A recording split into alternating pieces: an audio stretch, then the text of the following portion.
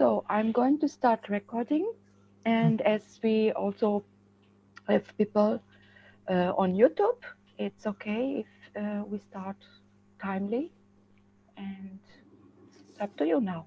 Have a good session. Thank you.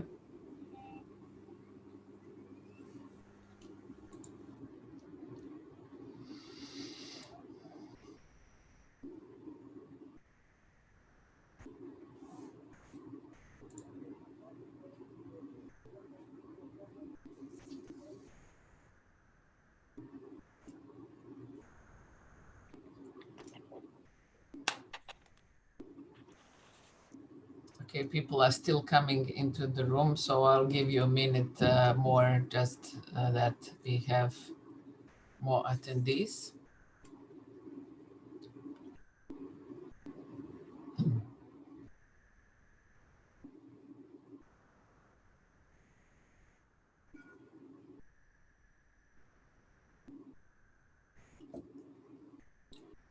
Okay, so good morning, ladies and gentlemen. Good morning, all participants and speakers, moderators, researchers at the Eden Research Workshop online 11th Research Workshop.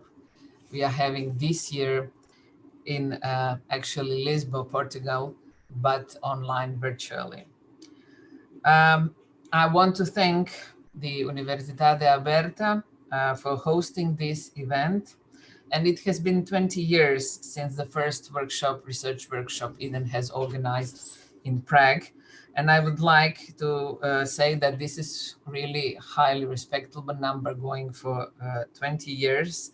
And it has just been the proof that Eden Research Workshop is important, widely recognized event. I would say that this research workshop is special in many ways. It is the first online Eden Research Workshop, but also it is now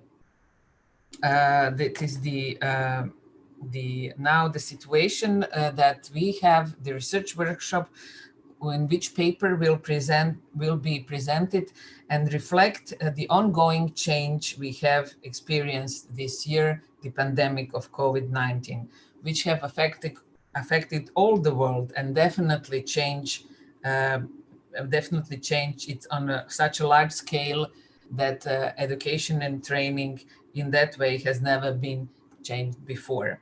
So let me just quote my dear colleague Antonio Teixeira, who said in a paper that he wrote for our newsletter, distance and online learning have been saved by this education has been saved in 2020 by distance and online learning. And definitely, I think this is something we have to think and talk about. And based on the research we have done so far and continue to do, definitely it will enable us to get insight how to shape, how to prepare education for the future, not only for the future, but for today, when we are much more oriented to online learning. The new digital action plan presented by European Commission says that during the public consultation, which I had, the 60% of teachers and students has for the first time faced the online education. And this is something we have to be very aware and then to plan the steps and actions, how to ensure that education as such is in a way it is prepared today is accessible and of high quality, available to everyone. Today we have in this research workshop about 200 delegates from 42 countries, and I think this is really respectable number. The countries with most delegates are Portugal, Romania, Spain, and of course, Croatia. I have to always mention that. I'm happy that people from Croatia are participating as well. So definitely 3 days of really nice time. and I'm certain good discussions, know-how, and experience. So let me start with the program, what we planned for this first opening plenary session. I'm going to give the floor now to Lina Morgado from Distance Learning Center at Universidade Aberta to say a few words of greeting. So Lina, floor is yours. Thank you, Sandra. Good morning from Lisbon. On behalf of Distance Education and the Learning Center at Universidade Aberta, let me welcome you to the 11th Eden Research Workshop 2020. Although the current pandemic has prevented us from enjoying a lovely autumn from Lisbon and by the Tagus River during these 3 days, I believe we can celebrate the vitality and resourcefulness of the scientific community in the field of open distance education and online learning that made possible to organize a great virtual conference fully online. I would therefore like to give a warm thank you to the speakers and presenters, and also to the students and organizations that who have supported us in the organization and to create this lovely conference. To all the participants in this research workshop, I hope this is a rewarding experience in these difficult times. Stay healthy and safe, enjoy the conference, and you may visit Lisbon in person in another time. You are welcome. Thank you. Obrigada. Thank you, Sandra. Thank you, Lina, for your very nice and kind words. We experienced a little bit of Lisbon culture yesterday by listening to very nice fado music at the welcome ceremony. So yes, definitely we miss being there in presence, but I'm certain through this day we will have more social activities that will enable us to get the spirit of Lisbon during this conference. As I already had my speech in the beginning before before starting, I wouldn't go much further with talking. I'm just would like to say I'm very happy that Eden here this year is in Lisbon for Eden Research Workshop, and I hope that we will have fruitful, vivid discussions and collaborations all this 3 day. And I wish to thank all the involved from speakers, moderators, participants, PhD students, committee chairs, organizational people involved in the organization, and also to the Secretariat of Eden for making this reality that we are fully virtually having a research workshop. So let's move on with our agenda for today. I'm very happy to announce our first keynote. And I kindly ask the audience to post the question into the question and answer session. We will try to put your all questions in the procedure to be answered, but we will also have to look at the time in order to be not to be too late because of the other sessions. But let's start with our first keynote speaker. I'm very happy that I can present Tony, who I'm knowing. We have been just talking 15 years now, and he was the person that made me think that going into e-learning should be my job for life. So Tony, you're a little bit guilty because of that, because I also did a PhD in that field. having admiring you and your strength and ambition to help education and teachers to be better in what they are doing. So Tony Bates is research associate from Contact North, and definitely I do not think that we need a lot of presentation for Tony because his biography is very, very rich. I would just say that he's author of 11 books in the field of online learning and distance education. He has provided consulting services specializing in training in the planning and management of online learning and distance education, working with over 40 organizations in 25 countries. Tony is a research associate with Contact North, Ontario Distance Education and Training Network. His actual main focus is strategic planning and management of technology for teaching and learning in post-secondary education, also selection and use of technologies for teaching and learning, costs and benefits. He's trainer of senior administrators in technology management and helped develop certificate and graduate programs in educational technology and distributed learning. These are just few things from his rich biography. As I said that he was working with a number of organizations. I know that he was working with Antonio Teixeira, helping Universidade de Alberta to make some major changes in 2008. He also helped University of Zagreb in Croatia to start with e-learning. So we are very much aware of his contribution that things in the education are changing. Tony will have a session titled 10 Lessons for Online Learning from COVID-19 Experience based on research findings. So please, Tony, floor is yours. Thank you very much, Sandra. I'm delighted to be able to talk to you. I'm very disappointed I can't come to Lisbon. I was really looking forward to that. And I'm particularly sad that I can't meet you all personally, because that's one of the best things about the Eden Research Conferences is getting to know lots of interesting people who are doing really interesting work in online learning.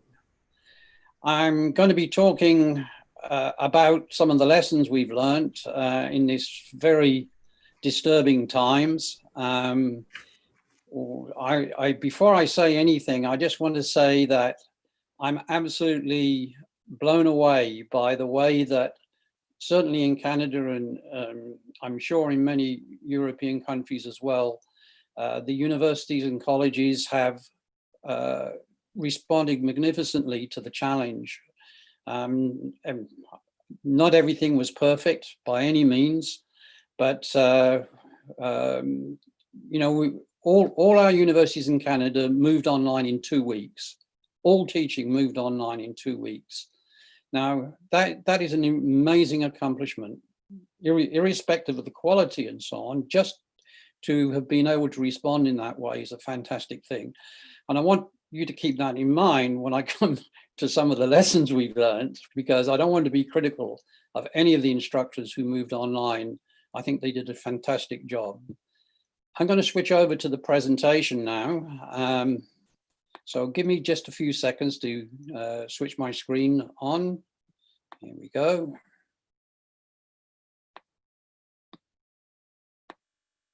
Okay, good. So I'm going to discuss a little bit my research sources and the limitations of the research that I've got here. I'm going to go through the 10 lessons, have some conclusions, and I hope we'll have some questions and discussion. So what I'm going to talk about is based on 12 quick and dirty surveys between March and September. I call them quick and dirty because these are not massive studies. Most of them had at most maybe 1,000 students or 800 administrators, 50 institutions. So the aim was basically to get a quick overview of what's actually happened in this time. So there are lots of limitations of these studies. They're small, convenient studies. They're mainly from USA and Canada, although a couple of them are global actually. And a lot of them really, they're surveying students and administrators and faculty opinions rather than facts. They're not, I wouldn't say they're quantitatively based, although some of them have numbers about like 80% of students were using Zoom and so on. But really, that's only asking the students whether they used them and so on. So, but nevertheless, they're fairly useful and they're quite consistent. Even though they've been done by different organizations, they've got more or less similar results. So, and I think there are some lessons from what's come out of that, and that's what I want to talk about. So I mentioned the resilience by most higher education institutions. They all moved within 2 weeks to emergency remote learning. But what's also happened over the summer here is there's been a huge effort to train faculty for the autumn semester. So again, one of the consequences of COVID-19 is that a huge number of instructors who had never tried online learning are actually getting some form of training in it. They didn't have it in March, they had in April when they all had to move very quickly, but they've been getting it over the summer. And so the summer and fall semesters were kind of saved. The students got through them one way or another. And we are beginning to see some major improvements in the online provision in the fall semester, and that's coming out of the results.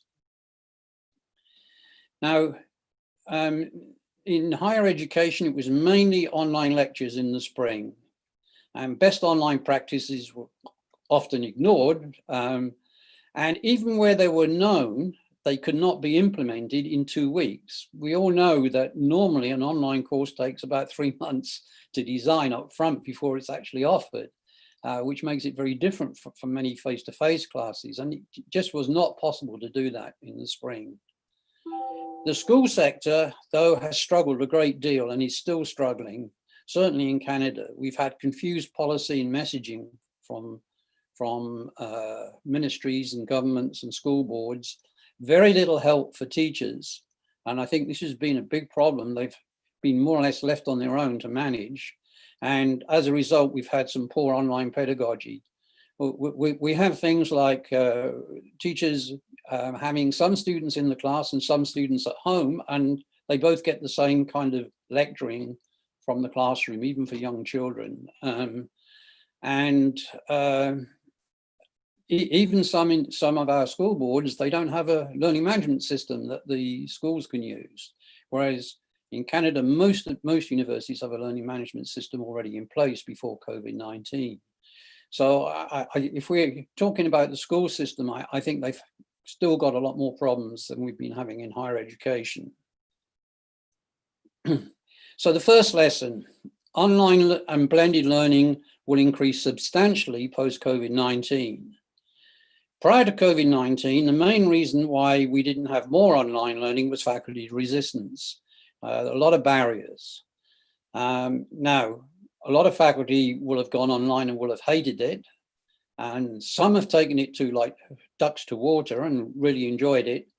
But I think the majority, from what we're seeing in the instructors' response, are saying, well, it's not what I would like to have done if I didn't have to do it, but I can see some advantages in it, and there are some benefits that I could probably incorporate into my regular teaching. And we're seeing that kind of reaction coming from some of the studies. As I said, many faculty received training in online learning over the summer, so they're better prepared now. And the other thing, of course, is that a lot of faculty found out that students have been using the internet for a long time. I have a very nice story about my grandson here. This is before COVID-19. I went back to England to see him, and he was online. He's doing first year physics. And I said, oh, are you studying online? He said, oh, no, I have a terrible professor. He just comes in, he covers the board, covers the whiteboard in formula.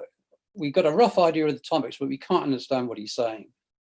So I've gone on to MIT OpenCourseWare, and the MIT lectures are so much better. I can understand what they are. So I cover the topics from the lectures. So he's gone online. He's gone around the system to go online. So I think faculty are realizing that students are using the internet anyway. So I suspect many will incorporate online learning into their campus-based teaching. Now, it's tough to make predictions, especially about the future, but I'm part of a team that does an annual survey of all the universities and colleges in Canada and how many courses, how many course enrollments they have in fully online courses. These are credit courses. This is not continuing education. This is main undergraduate and graduate programs. And up to 2020, roughly 10% of all post-secondary education in Canada was online. It's slightly higher in the US. But in Canada, it's more spread out. Most of our institutions, about 2/3, offer online programs for students, campus-based institutions. In the US, it's more concentrated in bigger and fewer institutions. And it was growing at about 10% per annum. So without COVID-19, probably would have had 12% in 2021. But I suspect that will grow a bit more now because we have many more faculty who've got experience in doing it. But there's a limit. There's a certain market to online learning. It's mainly continuing education, often for degrees, micro-credentials and so on becoming very important. But I think fully online will still only go up to about 25% of all course enrollments. The big jump's going to be in what I call hybrid learning, and that's the mix of face-to-face and online learning. And we are seeing some interesting developments here in Canada where professors are cutting down their face-to-face teaching to give more time for the students to work online, but still keeping certain elements of the face-to-face teaching, which they think is best done on campus. But if you can see that curve, it goes up to, I think nearly all teaching within 10 years will be a mix of face-to-face and online. The second lesson is that quality professional support for instructors is essential. One of the interesting studies was done by Nadia Nafi at the University of Montreal, where she and her team looked at what the Centers for Teaching and Learning in Canada, how they responded to the COVID-19. They found that most instructors were unprepared for emergency remote learning, not surprisingly, and many sought help from their Centers for Teaching and Learning. And several institutions offered free online courses for faculty on how to teach online. One of them was my own university, the University of British Columbia, and there was a college that did that for college instructors. And what the instructors wanted primarily were 3 areas of support: how to use key tools such as Zoom or learning management system, online course design that came out over the summer more, that they were getting more interested in redesigning their courses for online, but also a lot of focus on improving online lecturing and trying to move away from 60-minute lectures to more interactive lectures with broken up with student activities. Quality professional support for instructors is essential, but some interesting issues have arisen. Previously, less than 10% of faculty in Canada actually went on a voluntary basis for faculty development. So you've got 90% of faculty who basically didn't do anything to improve their teaching in terms of professional development. So there's no comprehensive faculty development system. It's voluntary and haphazard. And this became a big problem during COVID-19, because suddenly these centers had to scale up from 10% to all faculty. And it became clear that systematic training is really important. It should be a kind of system whereby faculty rotate, so at least once in every 3 or 4 years they get some faculty development. We need more online training courses on how to teach online and blended that faculty can just take on their own, because there's not enough people in the centers to do it on their own. And in particular, what faculty really want are just-in-time resources, something they can go to. So if they want to know how to do a good lecture, there's an online course they can go to or an online module that will say, here are some tips for teaching online if you need them now. So we need to build many more resources, I think, for instructors to help them move online, because it's not possible to go to the old model that we've had in online of one instructor working with one instructional designer working with one instructor on a one-on-one basis to spend 3 months to develop an online course. That can't be scaled up. And I think that's a really important lesson. I think there are things we can learn from emergency remote learning. Online specialists like myself have been jumping up and down saying this is not quality online learning. It's often synchronous lectures. And to be honest, in the past, we've associated quality online with asynchronous learning through a learning management system. But one of the things our survey picked up is that before COVID-19, the use of Zoom was increasing. The biggest growth in online learning was coming not through use of learning management systems, but through instructors using Zoom for delivering lectures online. And one reason for that, it's very easy for the instructor because they don't have to change very much what they're doing. So I think there are some lessons there. We need to identify what I call the affordances of synchronous online learning. We are getting reports from instructors that there are real advantages in having students react in real time to a synchronous online lecture. And some have actually been using breakout groups, which is sort of semi-synchronous, where the students go offline in a small group. They're all in their own homes and so on, but they're linked through Zoom through a breakout room, do some work and come back into the lecture. So we're seeing some of that happening. But we need to be able to identify more what are the advantages of going synchronous as well as being asynchronous. Now, we know that there's a lot of advantages in asynchronous learning because it's flexible. Students can manage their workloads more easily asynchronously, and they can go over and repeat materials so they can spend more time on task. But I think we need to look more also at the synchronous advantages as well.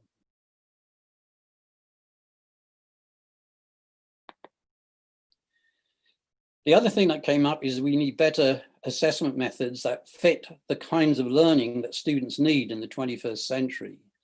What came out was a lot of worries about invigilating online exams. The faculty were worried about how do we invigilate an exam if they can't come to a room and we can stand over them and watch what they're doing. It was the wrong question. It's the wrong issue. We shouldn't be doing that kind of exam anymore. What online learning does allows us to student work to be continuously tracked. So that makes formative and continuous assessment a lot easier when students are online. Particularly if they work asynchronously. If they're working synchronously, it becomes more difficult because you can't see what they're doing. Formative assessment's better for measuring skills development, critical thinking, independent learning skills and things like that. And so the use of blogs or e-portfolios or blockchain provide a richer picture of what students have learned and what their achievements are. And we should be moving much more towards these kinds of assessment methods rather than the traditional pen and paper assessment methods. And that came out, a lot of instructors began to realize that this is a big problem for them. If now they've gone online, they've really got to relook at their assessment methods. The other thing is there was quite a lot of innovative teaching. Some faculty didn't just go to lectures, they tried new things, they tried to do different things. So there were many examples of innovative teaching that came up during COVID-19, but it was all isolated. It was just within that individual professor. There was no system within the institution for picking up on these innovations, getting them out to other instructors and getting them to try something different.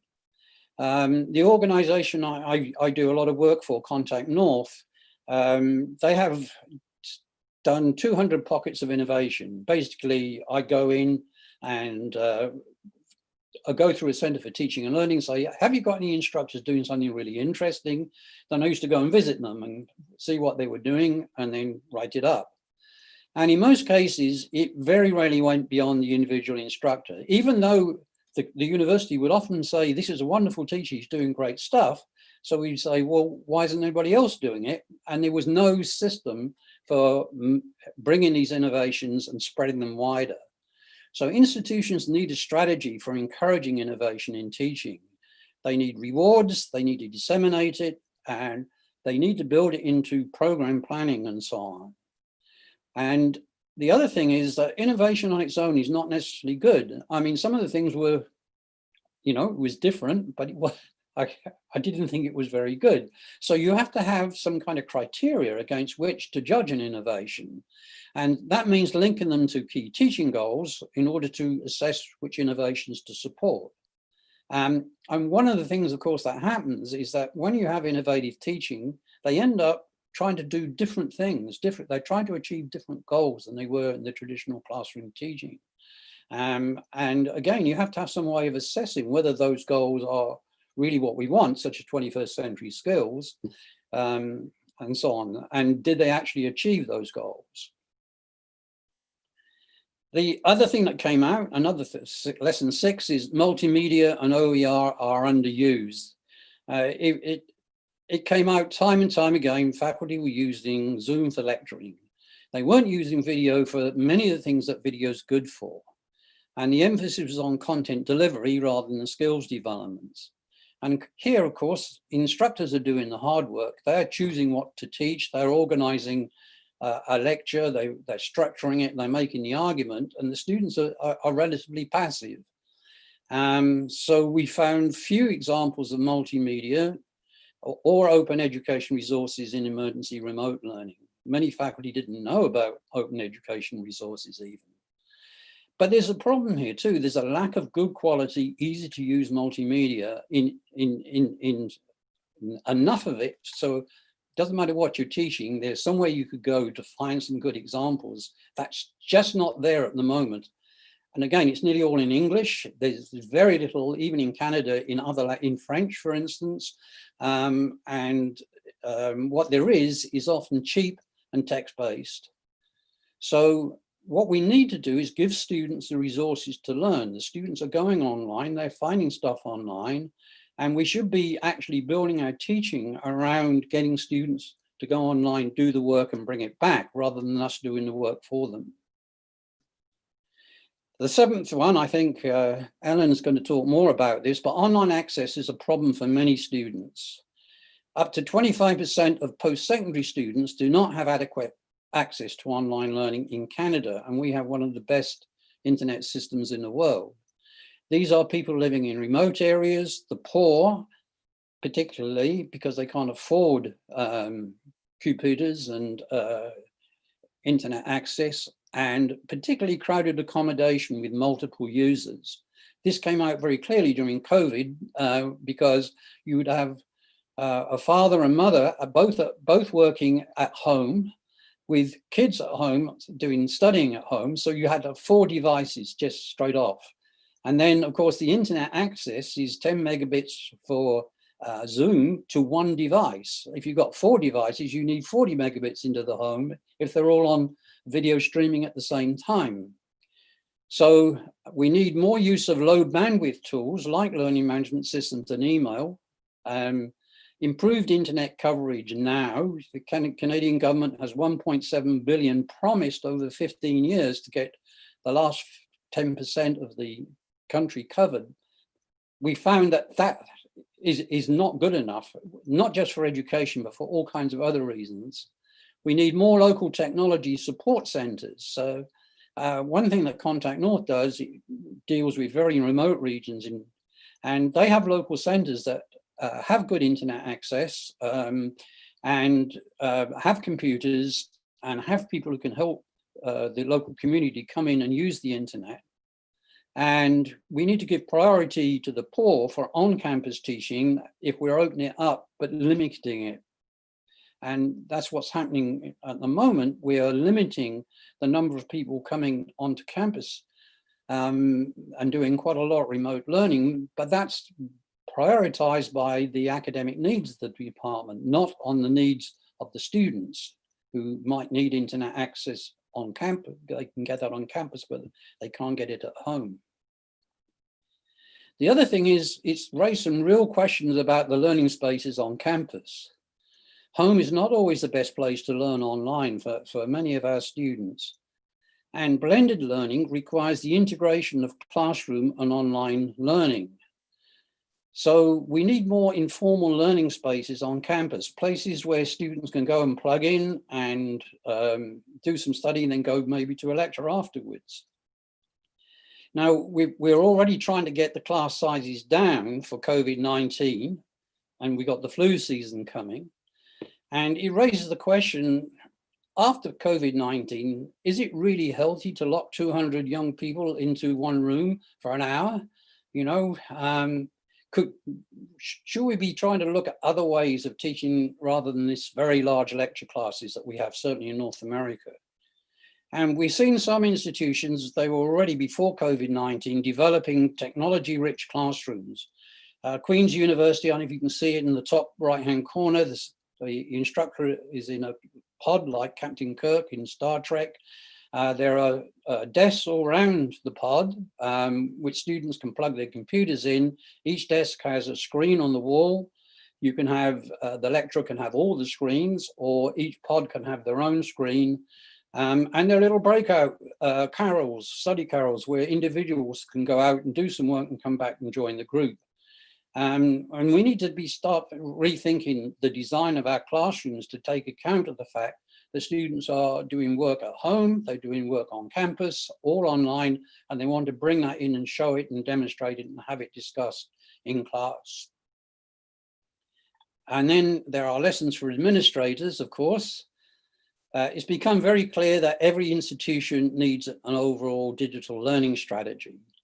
If you haven't got a digital learning strategy in your institution, you need one. What's the mix going to be in the next 5 to 10 years in each program? The answer will be different from program to program.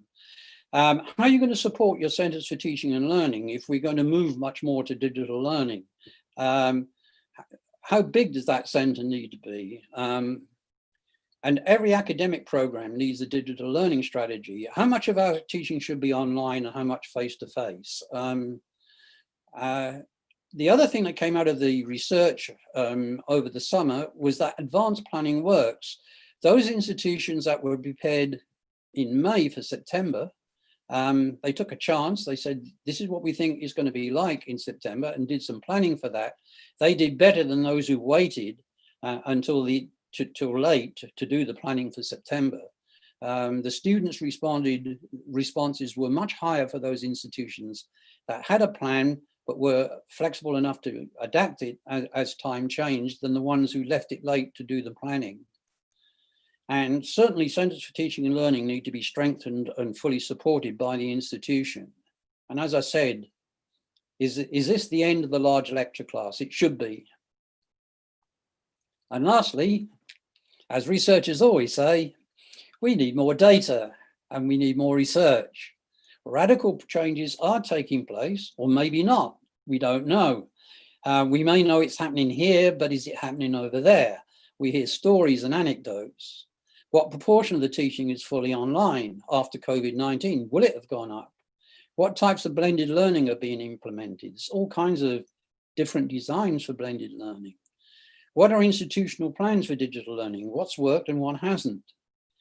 What was the difference before and after COVID-19? Are the learning outcomes any better or worse? Who's benefited and who's lost as a result of these changes? And lastly, who's going to collect this data? Whose responsibility is it to collect the data? We've been pushing very hard in Canada through the research group that we have to get all institutions to standardize their data collection about online and digital learning. Now that's a hell of a job because it's such a fast evolving area that every time you have a definition, it's almost out of date the day you write it. But nevertheless, we have to have a way of describing what's going on that can be shared across institutions.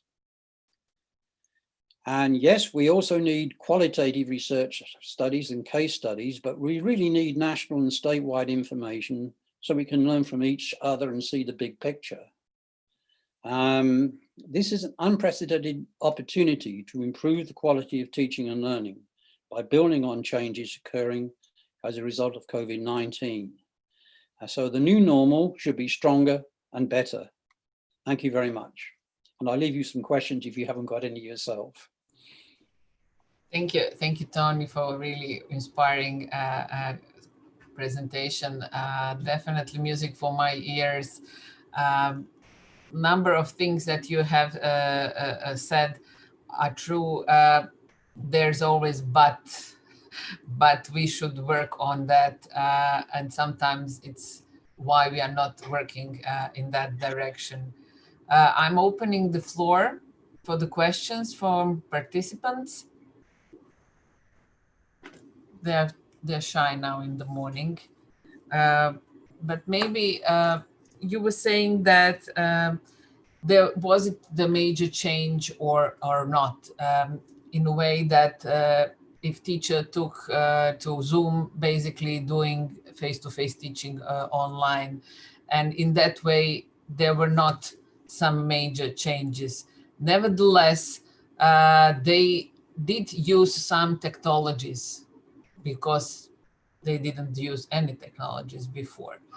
I think that maybe open and distance learning has now shown to be good solution, but from maybe bad examples of use, are we going to make the open and distance education endangered in some way, that the perception of the benefits of such education shouldn't be quite visible to the people? Well, I think, yes, there is that danger that many faculty will see it as inferior, but I think they're increasingly aware that this is, that I think the judgment should not be made about what happened in March and April. I think the judgment should be made about what's happening in September, when they've had more time to prepare. And I think it's going to be very important to track student and instructor responses to the fall semester, to the autumn semester, because they've had more chance then to prepare for it, and so the students. The students' response has been, not surprisingly, fairly mixed, but most of them didn't write off the emergency remote learning as a disaster. They said it wasn't as good as pre-COVID education, but it was satisfactory. Now that is a surprise to me, given how quickly people just jumped into it. But of course, when you ask students, that they're comparing it with the methods they've had before. So they're not looking at maybe other ways in which it could have been done. And you can't ask them to do that because they don't know that. It could be done differently, and we're seeing that happen in September. Again, it'll probably be 15-20% of the courses will be probably done a lot better. Not all of them, because again of the size of the effort. But nevertheless, I know I work with two universities and two vocational colleges. I've been working quite closely with them. Their centers for teaching and learning have been working absolutely flat out, helping instructors to get this stuff online and help them with the design of it. So, there's got to be good benefits coming out of that. Thank you. And maybe just one more question related to the teachers and the effort we are asking them to make, actually. Can it be a bottom-up approach? And how much important is the environment around the teachers, so that they definitely see the benefits of possibilities of use of digital technologies? Because sometimes I hear from teachers, yes, there is a chance, we think it's worthwhile, but we are not supported in our teaching in that way. Not only in support, but also in advancement, in recognition of teaching as such. Usually research is much more appreciated when they in their work? There are major structural issues. Teaching, you're quite right, teaching is given lip service in terms of promotion, but in the reality is it's research that counts. And so that has to shift. I think we shouldn't have anybody teaching in a university who isn't qualified to teach. So, then coming back to the previous question, with the fact that faculty have autonomy and have choice about what they do, it was that autonomy that allowed the whole system to move within 2 weeks. It was the faculty didn't have to, they were told to do it, and then they were left to do it, and they went and did that. You see, the difference in the school system is that the school system doesn't have that kind of, teachers don't have that level of autonomy. They have set curricula they have to teach, they have a ministry that, school boards that they have to reply to. And so they got caught in layers of administration and decision-making that the universities don't have. That is one of the good things about a university, is that the faculty have a lot of freedom and can move very quickly if they see the need to do it. So again, you have to be very careful. You say, well, I'd like to see all teachers qualified, all university professors qualified to teach. Yes, but that has to be done up front rather than once they're already teaching. And it should be part of the postgraduate experience that if anybody wants to go to a university to do research and teach, they should have qualifications in both and not just in research. Yeah, thank you. Just questions relating to what we have been discussing. Diana and Donna is saying, you mentioned that not all professors were voluntarily taking into online teaching development. We also face the case with same, especially in university where evaluation is based on research and only 10% in teaching. What do you consider to be the best incentive? Well, I have to say that my experience is that often some of the best online teachers that I've worked with have been not the younger ones, because they have to get their research done to get their careers going. They are what I will call mature end of career professors, because they've got their research behind them. They've been teaching the same subject for donkey's years, and they get interested. This is a different way that I can teach. And often because they got such a deep knowledge of their subject area, they come up with brilliant ideas about how to teach online, you know, which I would never come up with because I'm not a physicist or a historian and so on. So it's interesting that there are professors who really, really do care about their teaching, even though they get no reward for it whatsoever. And, you know, that it's not a tiny minority, it's quite a substantial number. And particularly if the more senior professors start moving in that direction, they set, you know, they're the ones who set the role models for the younger ones. So you know, again, if I was working, I would really focus on the experienced teachers, the ones who've got a high reputation in the department, and try to get them to go online. Great. And the last question for you, we have here in the chat from Jasna Tingle in Croatia. She says there was a lot of individual student work during the online schooling caused by the pandemic. Do you agree that encouraging a social component of learning is very important? And can you suggest few ways of implementing it? Yeah, that came out again in a lot of the student responses. This is the thing they miss most of all, was the social interaction. And some professors, again, were quite good at building that in their classes. They did have breakout groups for students to talk to one another in Zoom. Of course, the obvious way to do it is to build it into a learning management system and have online discussion forums built in, have a student cafe where they can talk about anything they wish outside of the course and so on. Get students to post, get their agreement and approval first, but if they agree, to post bios for all the other students to see, so they can see who else is in their class and so on. So there are all kinds of ways to do that, but it's all a little bit extra work for the instructor to get that set up. But once you've got it set up, you can get the students often to run those things, so that they'll run it themselves if they know what to do.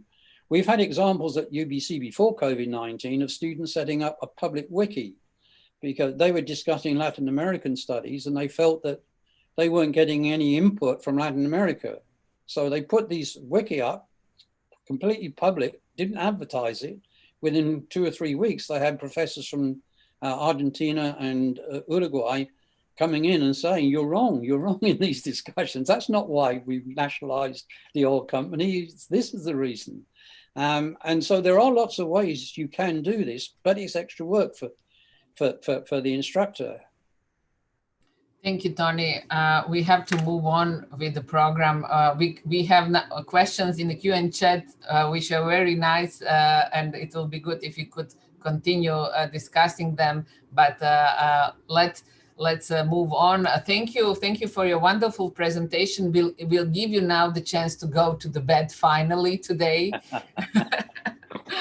And well, thank you, and I hope you will stay with Eden in the future years. Thank you so much. Thank you very much. Bye, everyone. Bye. Okay, let's move to our next speaker, and I'm very happy that today with us is Ellen Helsper from London School of Economics and Political Science. She's professor in socio-digital inequalities. What a wonderful title and field to research. She works on understanding and relationships between digital and social inequalities, the links between general vulnerability and online marginalization amongst younger and older generation. In addition, she does research in and consult on modeling of the use of social media based on people's individual characteristics and offline networks and new media audiences. She is associate editor at the Communication Theory Journal, which focuses on the social psychology of media and communication, digital media, interpersonal communication, and methodological developments in media and communication research. She also have international collaborations with universities in Brazil, Chile, China, and Czech Republic, the Netherlands, Sweden, US, so working all over the world. Besides, she's consultant with a number of different companies and organizations, amongst which the BBC, National Institute for Adult Continuing Education, Ofcom, UK Online Centers, and UNESCO. And just one more sentence, which I wanted to add, I liked very much, is that she says that her main practical goal is to influence service provision, policy making, and industry at the national, international level based on a better understanding of science behind digital media use. So Helen, really, really interesting field. We are very much looking forward to your presentation, not so digitally native, digital inequalities in learning opportunities in time of Corona. So please, floor is yours. Thank you very much. Thank you for the introduction. And I also would like to thank, I see a lot of people are thanking Tony Bates already for his wonderful talk. And I think it's a really nice pair because he talked about the teaching aspect, the teachers, the professors, the schools, the universities. And I will be talking a little bit more about the other side, about the learners themselves. He already introduced that. I also wanted to say, just as a personal note, following up on his presentation, that the London School of Economics, where I am at, also made these nice high-tech classrooms with these little pods, and I was going to be one of the first to be able to use these in my courses on interpersonal mediated communication. But now because of Corona, they're actually not allowing us to use these rooms anymore because students would be sitting around the computer screen and sharing technology, and that's not allowed anymore. So I just thought that the irony of it was that he said that this was the way forward and that we now had to step back. But without further ado, let me share my screen because I also have a presentation. So you already announced that my talk will have the title, Not So Digitally Native, Digital Inequalities and Learning Opportunities in Times of Corona. So I will be talking a little bit about my work on how offline or traditional inequalities are reflected in the opportunities and abilities to learn in digital societies or in increasingly digital societies. And of course, in these times of COVID, Corona, it's been kind of a push towards online, slightly involuntary for many, many different students as well as professors. And I will be presenting some results of work that we've been doing on 2 projects. So one is the From Digital Skills to Tangible Outcomes project, which is a kind of global project with partners around the world. You will mention some of the countries that we are working with, which really looks at these links between traditional inequalities and inequalities in digital spaces, and the Youth Skills or Y Skills project, which is a European Commission funded project, which is trying to develop better measures of digital literacy and digital skills and linking these to well-being of young people in Europe. It has many, many different aspects. It's a 5-year program that we've really just started, and we've just gotten some data in, which sadly I won't be able to present now, but I will be building on the other work and some of the frameworks that we had. So I guess, it's always good to start with kind of like a definition of what we're talking about. So, and I wanted to talk a little bit about the development of this idea of digital literacy as is kind of one of the important concepts that I work with. So it was very initially kind of understood as the opportunity and the ability to use information and communication technologies, which seems pretty straightforward. But in recent years, we've been also talking about that this would also include kind of this idea of the decision when it's better not to use technologies, when it's better to be offline or face-to-face or use other means of communication to achieve certain goals. Because that's the other thing that has been added to the debate, and this is what the projects that I'm working at with are focused on, is that digital literacy or digital skills or the use of technologies in themselves is not that important, but it's really how you can use them to obtain kind of beneficial outcomes across all domains of everyday life, right? How can we turn the digital into something that actually improves our everyday lives? Now, important here is kind of on the other side is also to avoid negative outcomes.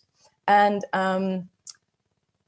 what we see with the research that I do with younger generation is that the focus in digital literacy and digital skills training is often on the latter. So on avoiding negative outcomes, because there's also quite a lot of panics around digital technologies, which sometimes we forget when we're in the world of education, where we look at the positives and how can we learn and how can we do all these things. But the digital world also has its negatives. However, when we look at the research that I do with adults, the negative is often forgotten, and they focus mostly on the beneficial outcomes because it's about getting people online, seeing all these wonderful opportunities for learning that some adults or people from different backgrounds might not have traditionally had because of their circumstances. And so there's kind of a schism here. And in our work, we try to look at both the positives and the negatives there. Another important thing in terms of literacy is that it's not just skills to use the technologies that we are using now at this moment, but to have the kind of transferable skills or the transferable knowledge that will allow us to be prepared for an as of yet unknown digital future. So it's less about teaching people how to use a particular software or a particular device. It's more about allowing them to understand the architecture of technologies and the way in which they are designed, and to recognize a new technology and how you might use it to achieve these benefits, even if you've never been confronted with it before. Like the analogy that I sometimes use is with a door, right? We don't teach people to only walk through a particular door with a door handle, but we're like trying to make sure that people, when they encounter a revolving door, they also know how to enter it and come out on this other side. Or we don't teach people just how to read a particular book, right? But we teach people how to read so that whenever text they come across, they will be able to read it in the future, no matter the format. Now, my field of research is really, as you already introduced, about inequalities. And so when we talk about social digital inequalities, it's not just whether somebody is an individual or somebody is able or not able to take up these opportunities in digital societies, but it's about the systematic differences in these opportunities and abilities. So it's not one individual being able to do it and another individual not being able to do it, but systematic differences in these opportunities and abilities. And so in a kind of, I'll unpack some of these elements of that model before I start presenting some of the data. When we talk about the more skills aspect, so the ability and opportunity, or this kind of literacy that leads to being able to take up these opportunities, for the youth skills, the Y Skills project, we have developed this model that we're working with, and where we're developing measures for large-scale national survey research, but also for performance tests. We're doing things like we're developing at the moment, and as when I say at the moment, I mean actually right now, we're finalizing this week and next week, performance tests that will allow teachers and educational institutions to use these in class with young people between the ages of 12 and 17 years old to actually test their skills in all these different areas, because digital literacy from the beginning has been interpreted more as these kind of technical operational skills. So the ability to use a particular platform to make it work, or information navigation in terms of finding information. Also sometimes a little bit more about processing, and I'll come to that in a minute. But the other aspect of this digital world, which is our information communication technologies, is often forgotten. And our research, as I will discuss in a minute, shows that actually these other skills, these interaction and communication skills in a particular, in the digital environment, or these content creation and consumption skills of like kind of more audio-visual content, or the understanding audiences and things like that, are really important to be able to achieve those benefits and opportunities. Now, we also separate these kind of more functional skills, which are skills that are, allow you to use technology, perhaps more passively, and the critical skills, which are the ones that allow you to really make a contribution and make sure that your voices are heard, not just to use technology, but to also produce technology and content and to reach an audience, to make sure that your point of view or the point of view of particular groups or individuals is heard online. So that's an important distinction that we're making. We also separate this from confidence and from attitudes towards technology. And I'll show you why that's important when I get to the data. So before I get to the data, I just want to put this kind of thing in context to talk about the general things that we have been finding about inequalities in this kind of, in this kind of literacy that I've been talking about. So we always have to understand, and I'm sure this is a very aware audience, so that the kind of technologies that we are seeing pop up and being used don't come into a vacuum. They come into a world in which our economic and social and cultural and civic and personal resources are unequally distributed, right? We don't live in an equal society in terms of equality of opportunity. There's quite severe historical differences in who has access to these types of resources. So the technology are both built within that system and used within that system. Now, when we talk about inequalities, we therefore talk about inequalities in the digital space and how they are influenced by the offline or traditional inequalities in terms of access quality, in terms of these different types of skills, these kind of hard skills, more use-oriented and operational skills, and these softer skills, which are more critical in terms of their understanding and the evaluation of the impact of the use of technologies on others. Now, this is where most of the interventions focus on access quality and hard and soft skills, and actually mostly on hard skills and access quality.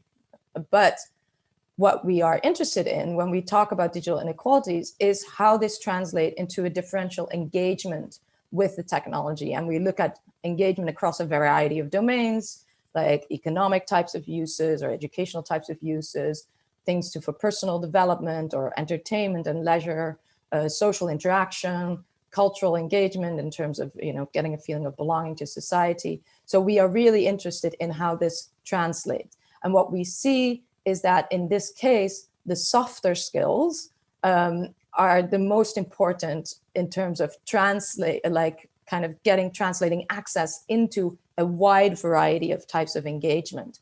We also see that in societies where technologies are diffused more extensively, where more people are using technologies, where there's better access to technologies, the hard skills are obviously fundamental, but actually the softer skills are where the real inequalities lie. So we see more inequalities in these softer skills.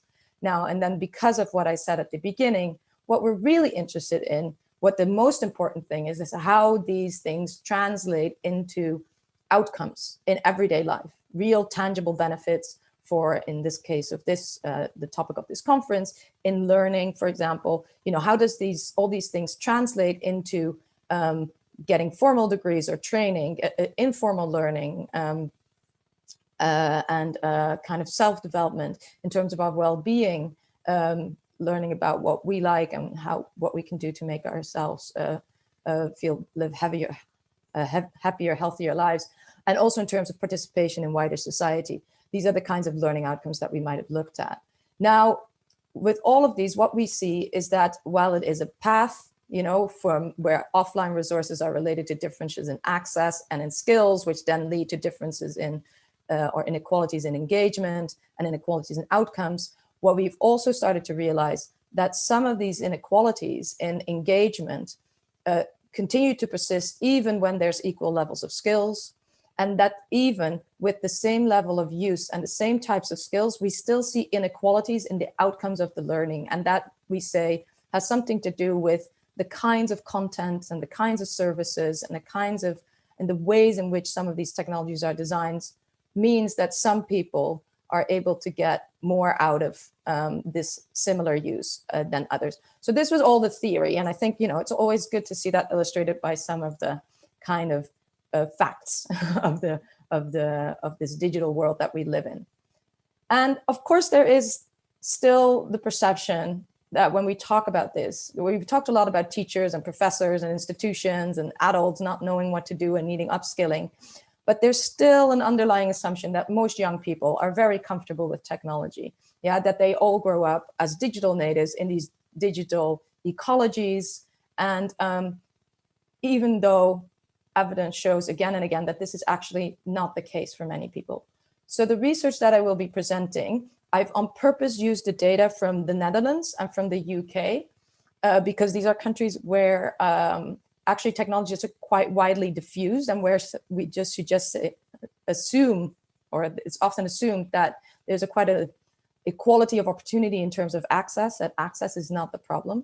But even in these societies, we can see that it's not maybe as common as thought that people would have access to technology. So this is in the Netherlands, where students, we can see, these are university and high school students of both further education, university students, and they mostly have access to at least a laptop and a notebook and a smartphone. But what we can see here is that this might not be as equally distributed. So most students have, if they have, let's say, only 2 technologies, they will have a smartphone and a laptop notebook. In the Netherlands, it's very rare for students of any kind of education to only have a smartphone.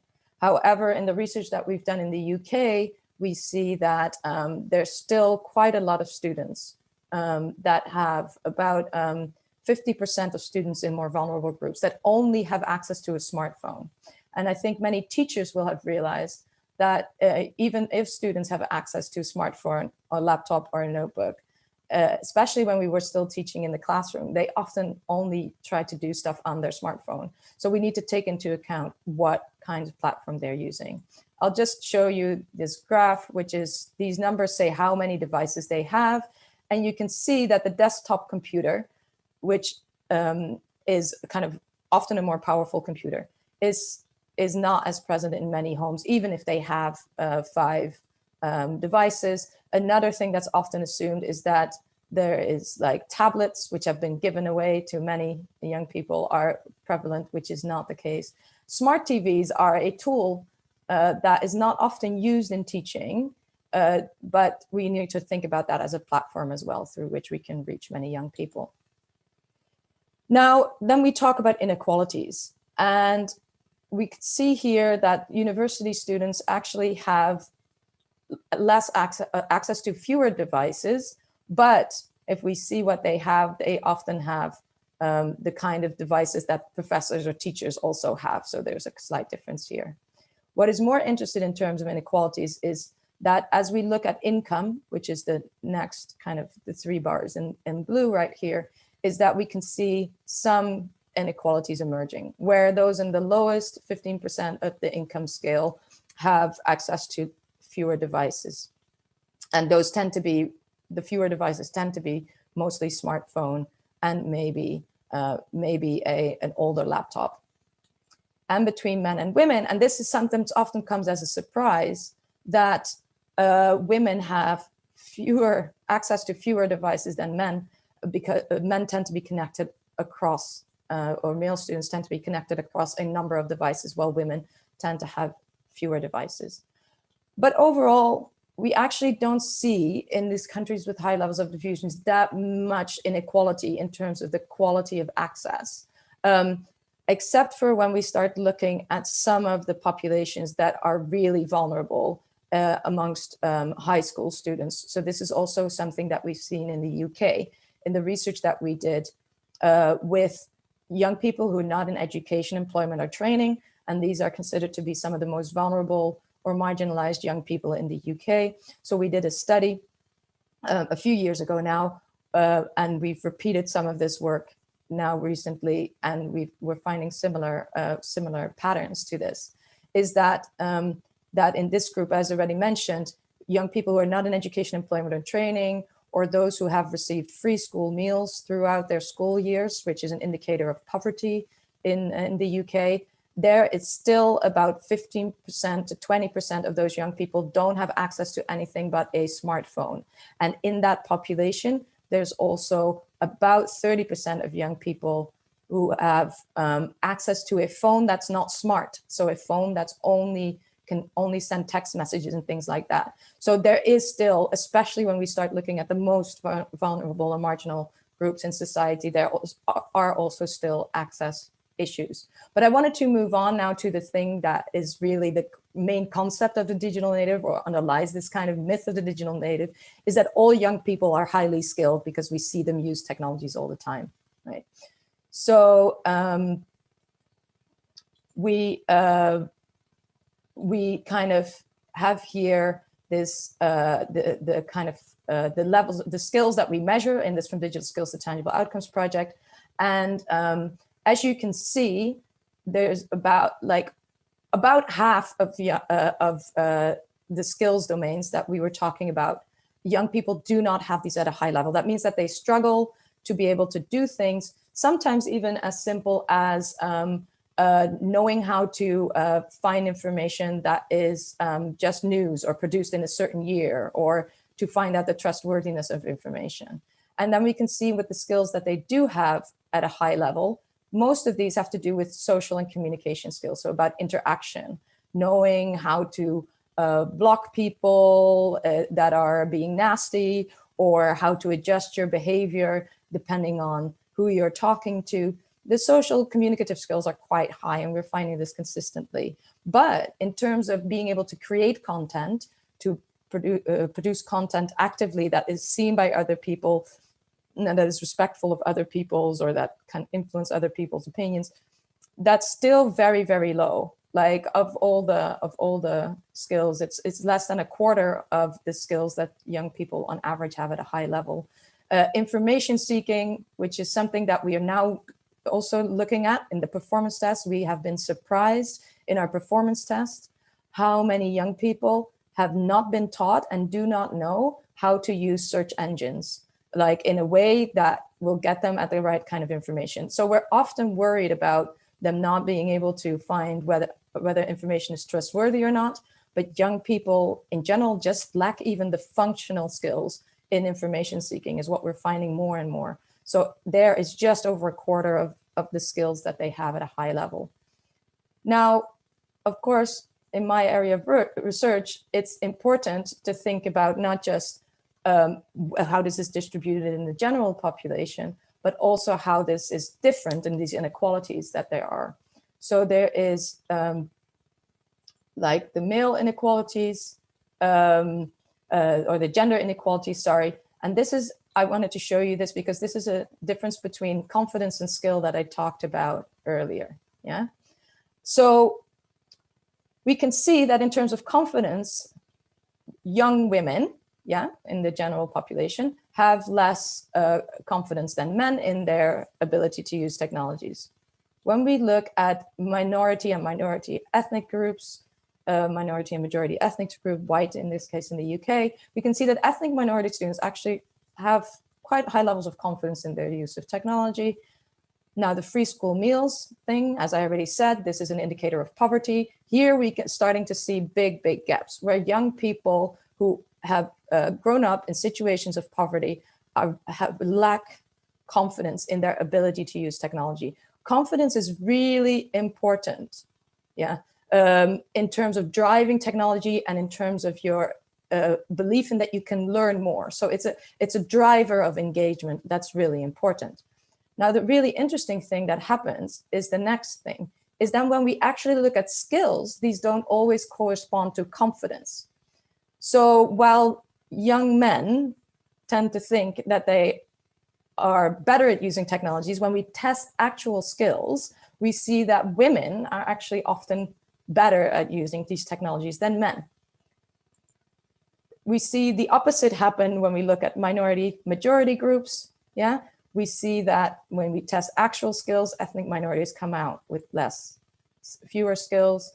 And if we look at the free school meals, we see a similar kind of pattern as we saw for confidence, but the difference is quite a lot smaller. Now, why is this important? Because confidence leads to further learning. It leads to also being asked by others to teach. It leads to being engaged with technology, feeling that it's your world. And it leads to these kinds of also skills that allow you to contribute and not just use technologies passively, but also really actively. So there is a big issue here with the kind of lack of correspondence between actual skills and confidence. And it also means if we talk about STEM and about going on into careers and technical professions, it's often the people who feel confident, not the people who have the actual skills that go into these kinds of careers, which we can talk about in a different platform. Now, I want to just explore very quickly, and this might be a bit much for like an early morning presentation for many of you, but I wanted to also explore this aspect of intersectionality, because we talk about gender and poverty often as something kind of separate drivers or explanations for these inequalities in use of technology. But what we see is that we always have to look at the combination. So if we look at just the young men in our research, we can see that there we see the patterns as we would expect them by the theories of inequality. Young men who receive free school meals throughout their like careers, throughout their high school years, sorry, they have less skills in every single domain that we measure. So their poverty amongst young men really is kind of an indicator of fewer skills across the board. Now for women, we see something interesting happening where for women, this is not always the case. And in some cases, in terms of content creation, which is often about representing yourself, representing viewpoints, participating, you know, in terms of programming, we sometimes see that young women who have had histories of poverty growing up actually have higher levels of skills. So the kind of theories of inequality, and if you look in a classroom and you would think, okay, who is going to need the most help and support in developing digital skills? That's sometimes because we're using these kinds of models, we're making the wrong assumptions. So this is in terms of like more practical suggestions on who should we be targeting with certain types of interventions, where is the intervention going to be most useful? We need to kind of, when we look at different populations of young students, we need to have this in mind, and we need to keep this in mind, that it might not all be as we seem. The same thing when we look at majority and minority groups. When we look at the majority group, poverty level explains lower levels of skill. So the people with fewer skill, the only difference here is a little bit in content creation, but that's not significant. But in general, we can see that poverty explains lower levels of skills. When we go to the minority groups, what we see is that this trend is not always reflected. We can see that some of the most marginalized young people from minority groups actually have, when we measure them, higher information navigation skills and higher social and interaction skills. And this, like information navigation skills and the qualitative work that we're doing, it turns out that minority groups are, especially those who come from more poor or disadvantaged background, often are highly attuned to, for example, fake news or discrimination, and they are much more skilled in dealing with and recognizing some of these problematic situations online. And this is, so learning also comes from experience. And this is probably something that's not taught through formal education, but through informal education and learning by kind of social learning, right? What are the experiences that we have in our everyday lives? And so in a formal education context, again, we need to take these considerations in mind, and we might actually rely on some of these students to use their knowledge and their experience to teach other students who might not be as aware of how this digital world is constructed online. Okay, so now I come to the Corona aspect of the talk, or the COVID aspect of the talk. I've heard on several occasions people say, oh, Corona has been the great equalizer, because now, it doesn't matter which school you go to, everything has gone online anyway. So everybody can now access it because everybody has a phone and everybody can just be online, even if they, don't have the money to go to a very good school. So and I think by the tone of my voice, you might already realize that I'm a bit skeptical about that claim, also because of the work that I've just presented on inequalities in access, but also inequalities in especially in skills. So let's look at the data. And this is, this is kind of the first time that I'm presenting this data. And this is based on the study that we did in the Netherlands. And so this is among students. So these are not, these are young people, but between 18 or 18 and older, actually, who are studying. So it's not necessarily just young people, but students in educational institutions. So what we can see here is the inequalities in education outcomes, right? So we see non-university students. These are like, just to make sure that people get this, it's negative outcomes from education. So this is like, I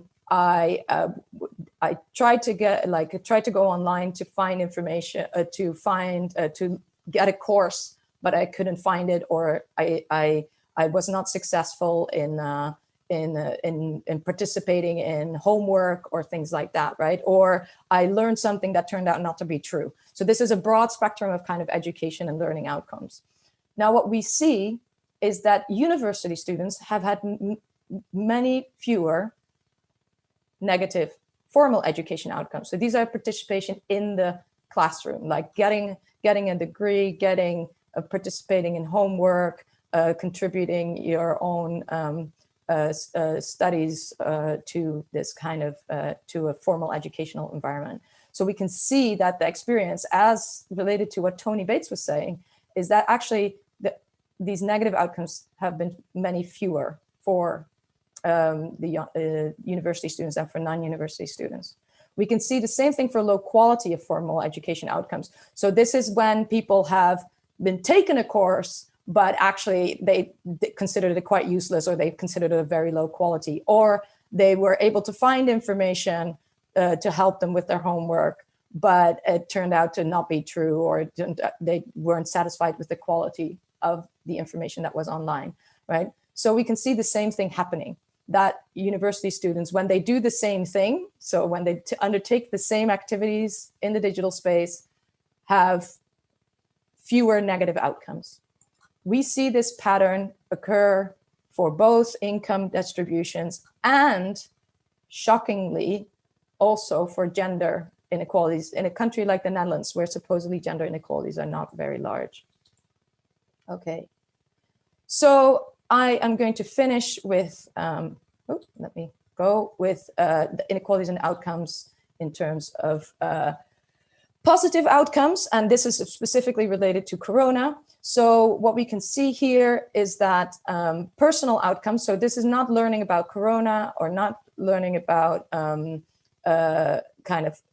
quality of the information or the services provided around Corona. But when we talk about personal outcomes, so has it made me learn more personally, feel better about myself, things like that, we see inequalities where the richest get more positive outcomes in terms of learning. And we see, again, a gender difference happen. So while some inequalities in learning have been amplified due to the rapid digitization of everyday life after the start of the pandemic, this is not universal. And we can see some inequalities, like gender inequalities in the outcomes of learning, occur where they didn't really happen in the skills. So we really need to think about why are women, young female students, getting fewer positive outcomes and more negative outcomes? Why are young people who come from advantaged economic backgrounds getting better learning outcomes than those who are not in that situation, who are more disadvantaged? And we really need to take that in consideration. So these inequalities can be found at all levels in access and skills, and the kind of online resources that are available, which leads to inequalities in the outcomes achieved.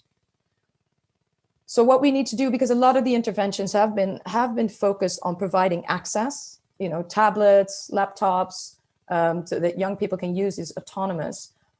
And this is important, but we also need to focus on teaching these hard and soft skills so that the actual use of these tablets and devices can be translated into these positive outcomes. Now, one of the reasons why we think we see differences in gender and differences in income and differences, the other kinds of differences in inequalities that we saw in relation to ethnicity and stuff like that, has to do with the quality of the content and services. So this is very sad, because even if in these groups, they might have the skills, the types of services and content is not adjusted to their life worlds and what they think is interesting.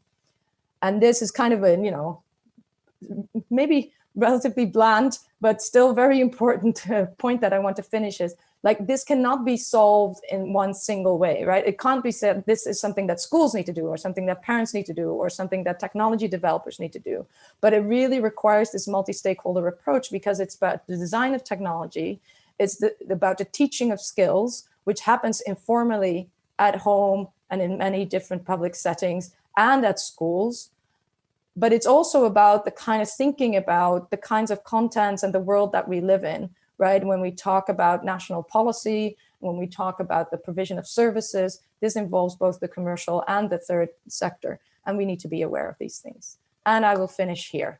So with that. Thank you, Ellen. Really, really good information and insights, how important research actually is, because mostly we think that young people are digital natives, and that they will get around, and most of the times they do, but definitely the skills, how to use the technologies, how to find the information, the safety on the internet. I was just looking at the information provided in the new digital education action plan, which says that more focus now in the next period should be given to the safety on internet and privacy and ethical standards. So definitely something you have also pointed out. Also, I have to say, yes, we can see that ladies, the young girls are more modest, but with better knowledge. So yes, I'm happy to hear about that, but definitely we should work on that as well. I have a couple of questions for you, so I wouldn't start with my own. Related to the last thing you have been talking about Corona, we have a question from Luisa Ayres, who says, what has changed in the research agenda on digital inclusion in COVID-19? Okay. Oh, that's a good question. I think not so much as a change in direction, because people who've been working in this field as for a long time have always emphasized that we need to look at these different levels of inequalities, right? Access and skills and the kind of content and services that are available, how technology is used and the outcomes.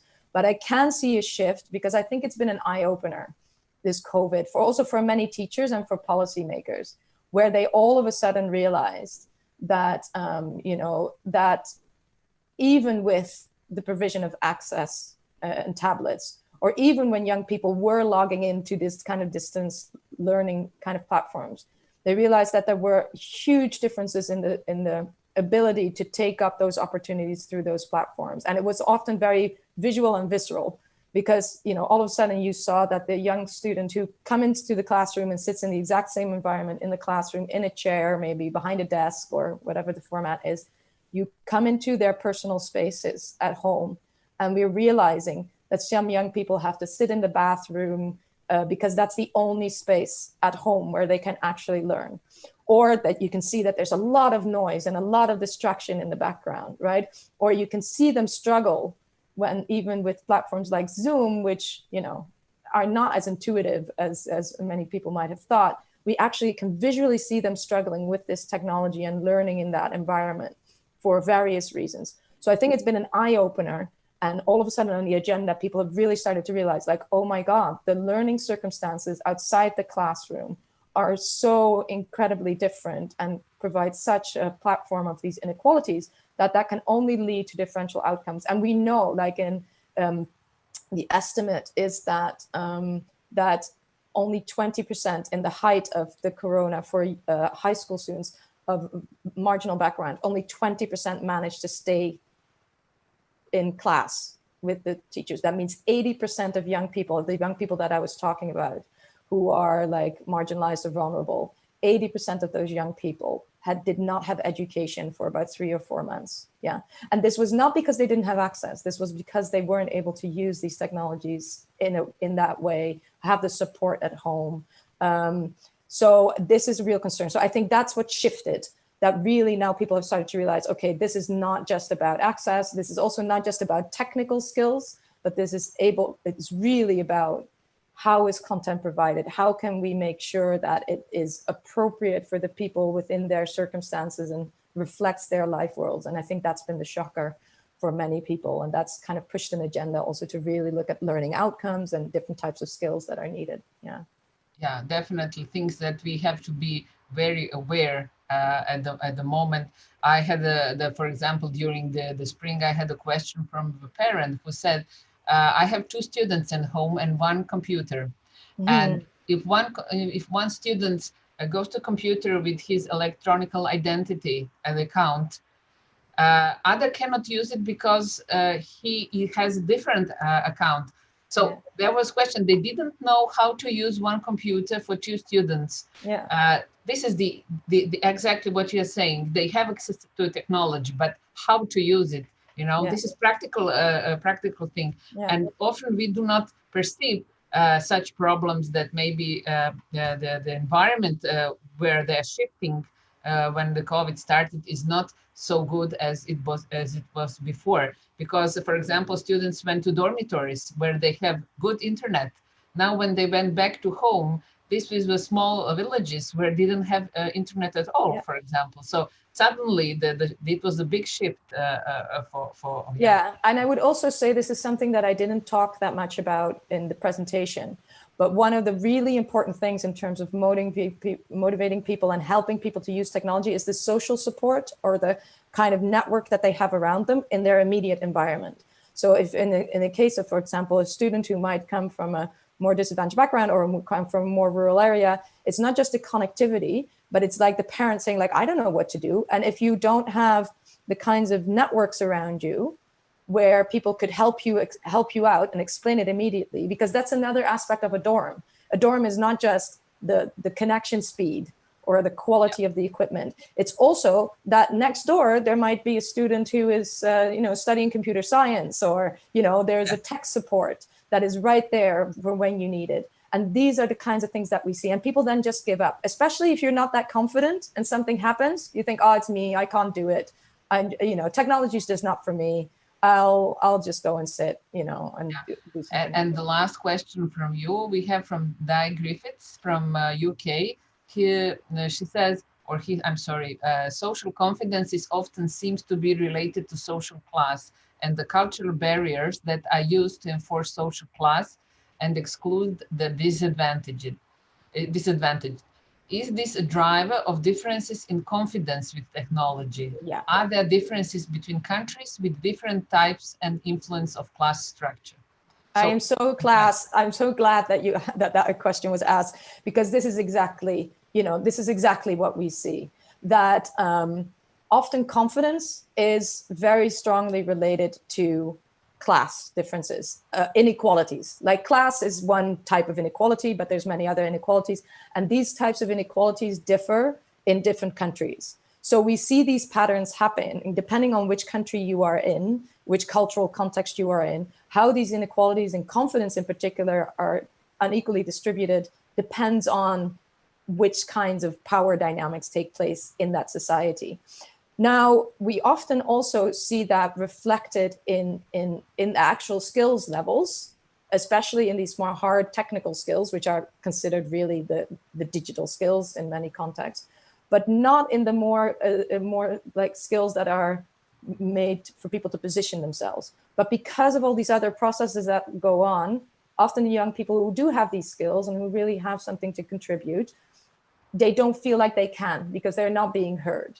So that's why then, even if they have the skills, it doesn't lead to those outcomes or to that broad engagement, because they also get frustrated. It's like, I'm doing this, I know how to do this, but nobody's picking up on what I'm producing. Nobody is like listening to when I make a contribution, or, you know, like nobody is kind of recognizing my skills. And that is really detrimental, because that means that these people kind of become invisible and they disappear out of those digital societies and discussions. So yes, this is why I started my model with the kind of, we have to remember that these technologies and this digital world doesn't come out of nowhere. It's embedded within these historical processes of inequalities and class and all these kinds of things that shape our society, right? So we also see, and I'll stop with that, is that in societies where historically there have been less inequalities, fewer inequalities, we also see fewer inequalities in terms of access and skills and outcomes, yeah.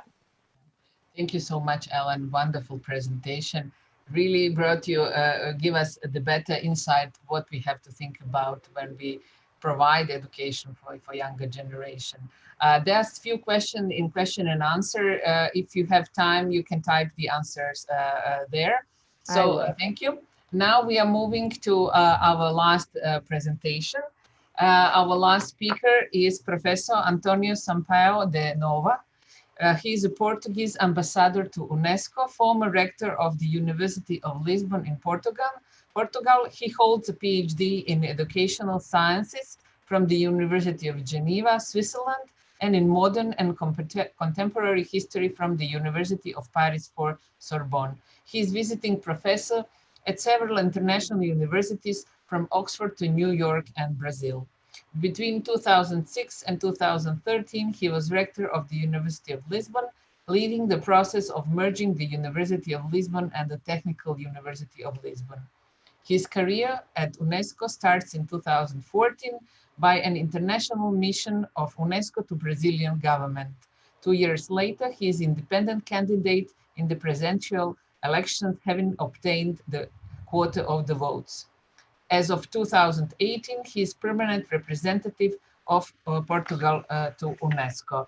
And Professor Nova will give us the lecture titled Educational Web, 50 years later from Ivan Illich to COVID-19. Looking very much forward to it. Professor Nova, please, the floor is yours. Thank you. Thank you very much. It's a pleasure to be with you. Thank you very much for this invitation. Even though I am not an expert on these themes, far from it, but it's a pleasure to be in this Eden Research Network. I have a huge respect for your work and also for the action of my colleagues here in Portugal of Universidade Aberta, and therefore I could not refuse this invitation. It was also a pleasure to listen to the former speakers, Tony Bates and Ellen Hellspear. I learned a lot from them, and it was really interesting to hear and to try to contribute with a very, it's not a lecture, it's a kind of reflection essay on this kind of title, Educational Web, 50 years later, from Ivan Illich to COVID-19. In fact, everyone knows Ivan Illich. He has been the most radical thinker of education, the most relentless critic of schooling, who in 1970, 50 years ago, published the famous The Schooling Society. I have, for many, many years, a very intense, a very difficult, a very tormented relationship with Ivan Illich. I read and reread his works regularly, sometimes with admiration, sometimes with discomfort, and even with disagreement. But whichever point of view you adopt, it's impossible not to establish a kind of a link, an obvious link connection between his 1970 work and the 2020 coronavirus. That's what I will try to illuminate in this very short and very brief reflection. What is Ivan Illich's central argument in the schooling society? And I'm going to try to quote it because this is the central quote of my I hope that you can see it because I will be back to this argument. And the quote is from Ivan Illich. 1970. The current search for new educational funnels, for new educational options, must be reversed into the search for their institutional inverse. Educational webs, he says, which heighten the opportunity for each one to transform each moment of his living into one of learning, sharing, and caring. The formula, the phrase is extraordinary. On the one hand, when using the web metaphor for the first time, it was the first time that the web metaphor was used in education. 20 years before the famous WWW, World Wide Web.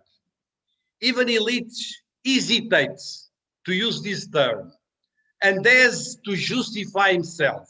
He says, I needed another word to designate such reticular structures for mutual access, a world less evocative of entrapment, less degraded by current usage and more suggestive.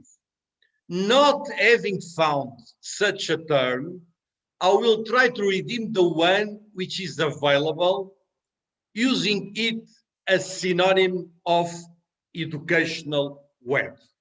1970. It is an extraordinary insight from a visionary author. But even Illich's formula is extraordinary for a second reason. The way it draws attention to a revolution that allows thinking about education from the trilogy learning, sharing, and caring. And it is interesting to look at this trilogy in the light of the pandemic events of our days. In 1920, exactly 100 years ago, the new Education Manifesto, Transforming Schools, was published. This generation, the 1920 generation, sought to radically change the school. In 1970, precisely 50 years ago, Ivan Illich published The Schooling Society. This generation, the 1970 generation, announced the death of the school and the beginning of a new reality. What happened since 1970, what happened in the last 50 years, went in the opposite direction to that proposed by Ivan Illich. School systems continue to expand, more schools, more schooling, reinforcing their structures, reinforcing the teaching models, reinforcing more of the same in a sense. And even when lifelong trends were adopted, it was a kind of extension of the school model and not alternative models of education. But, and this is the central point of my argument, but in the last 20 years, since the beginning of the 21st century, we have seen a serious criticism of the school model, calling attention to its obsolescence and its inability to respond to the challenges of the present and of the future.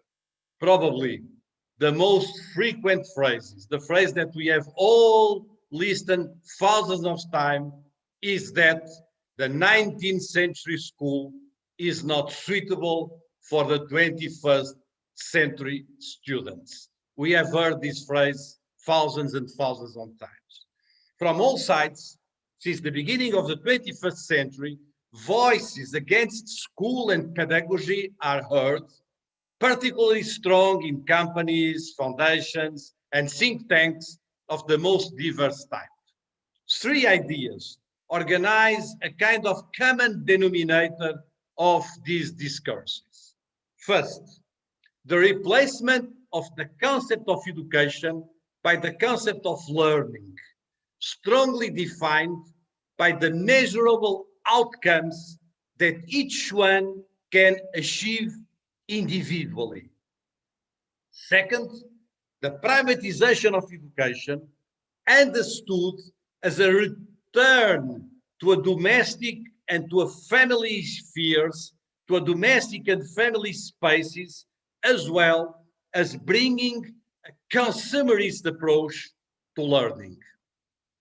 Third, the attention, the broad attention to learning science, to all the studies relating the brain and the learning, as well as to the potential of technologies and artificial intelligence to radically change the educational field.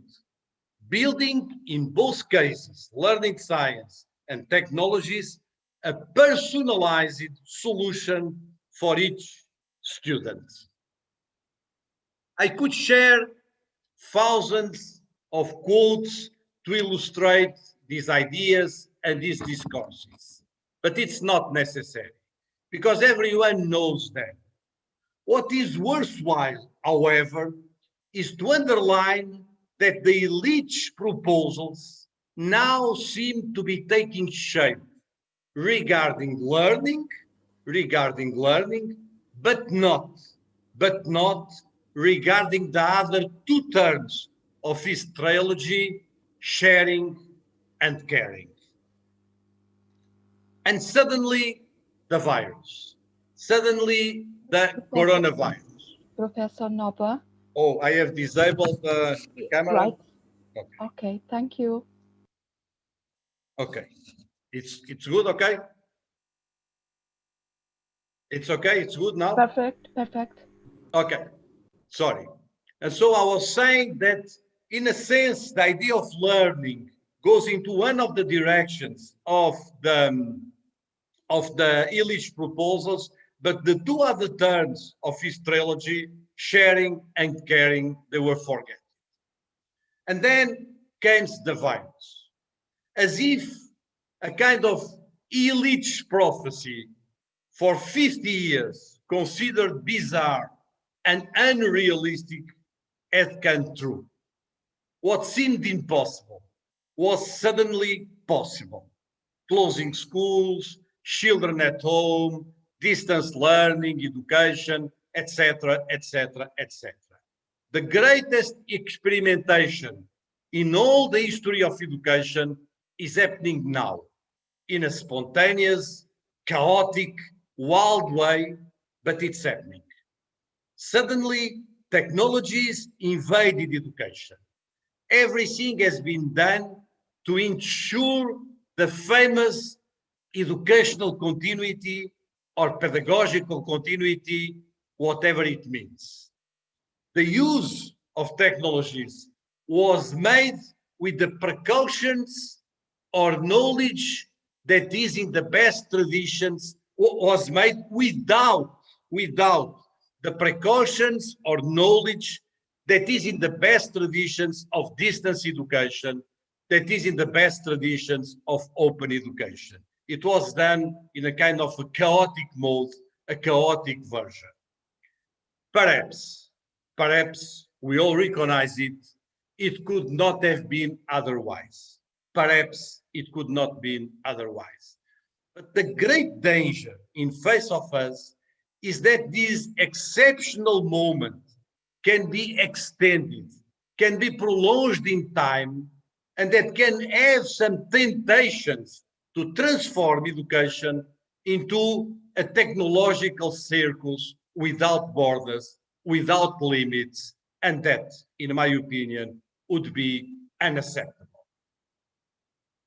It is therefore worth recalling the words of Pope Francis in his latest encyclical Fratelli Tutti, published 2 weeks ago, published on October 3rd, where he writes, "Nor should we forget that there are huge economic interests operating in the digital world, capable of exercising forms of control as subtle as they are invasive, creating mechanisms for the manipulation of consciences of the democratic process."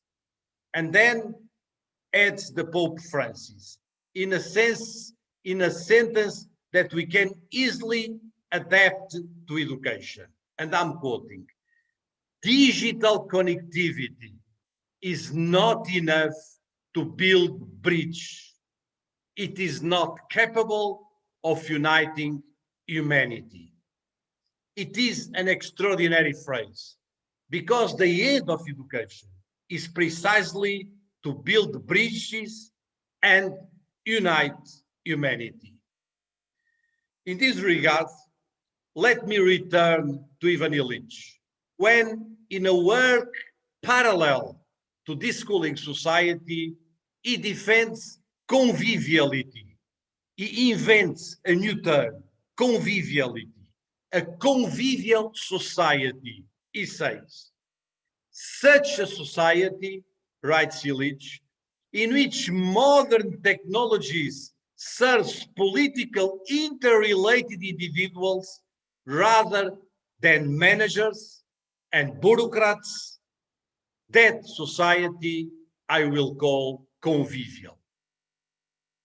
Illich's main argument when using the concept of educational webs, or in another paragraph, opportunity webs, the main argument is that everyone should have the means, the tools, the competencies, the knowledge, and the opportunities to learn and to use such technologies.